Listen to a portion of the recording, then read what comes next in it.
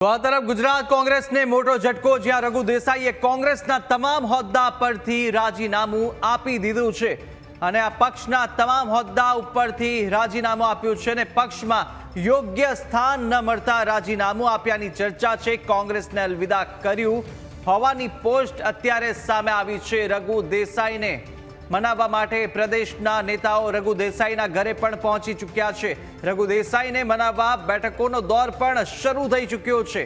રઘુ દેસાઈ રાધનપુરથી ધારાસભ્ય રહી ચૂક્યા છે અને પીઢ કાર્યકર્તા પણ હતા, ત્યારે અત્યારે તે કોંગ્રેસને આ મોટો ઝટકો સામે આવી રહ્યો છે, જ્યાં રાજીનામાને લઈ અને તમામ હોદ્દા પરથી આ રઘુ દેસાઈએ રાજીનામું આપી દીધું છે। આ પોસ્ટ વાયરલ થતા હવે કોંગ્રેસના તમામ જે આગેવાનો છે રઘુ દેસાઈના ઘરે પહોંચી મનાવવા પ્રયાસ કરી રહ્યા છે। વિગતો મેળવીશું। સંવાદદાતા ભાવેશ ફોનલાઈન પર જોડાયા છે।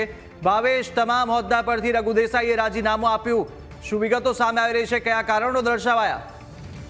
જી ચોક્કસથી કુશાગર જણાવી દઉં કે જે રાધનપુરના જે પૂર્વ ધારાસભ્ય છે જે રઘુભાઈ દેસાઈએ આજે પોતાના તમામ કોંગ્રેસના હોદ્દાઓ પરથી રાજીનામું આપ્યું હોવાની સોશિયલ મીડિયા ઉપર એક પોસ્ટ વાયરલ થઈ છે, જેને લઈને કોંગ્રેસનો હડકંપ મચી જવા પામ્યો છે। અને જે રીતે કહી શકાય કે જે જાણવા મળતી માહિતી મુજબ જે રાધનપુર તાલુકાના અંદર જે પ્રમુખની વરણી માટે જે તેઓનું માનવામાં નહીં આવ્યું હોવાનું જે પોસ્ટના અંદર ઉલ્લેખ કરાયો છે, જે કહી શકાય કે જે ભાજપ સાથે સાંઠગાંઠ રાખનારા વ્યક્તિઓની જે પક્ષમાં બોલબાલા છે તેઓ પણ ઉલ્લેખ પ્રદેશ પ્રમુખને રઘુ દેસાઈએ કર્યો હોવાનું પણ સામે આવ્યું છે। તેથી જ આ તમામ હોદ્દાઓ પરથી રઘુ દેસાઈએ રાજીનામું આપ્યું હોવાનું સામે આવ્યું છે। અને હાલ તો જે રીતે કહે છે કે રઘુ દેસાઈએ જે રાજીનામું આપ્યાના સમાચાર વાયરલ થતા સમગ્ર કોંગ્રેસના મોવડી મંડળના નેતાઓ દોડતા થયા છે અને હાલ તો તેમના નિવાસ સ્થાને કોંગ્રેસના મોવડી મંડળના નેતાઓની બેઠકોનો દોર શરૂ થયો છે અને તેમને મનાવવાના પ્રયત્નો ચાલી રહ્યા છે। જી બિલકુલ ભાવેશ, માહિતી સાથે જોડાવા બદલ આપનો આભાર।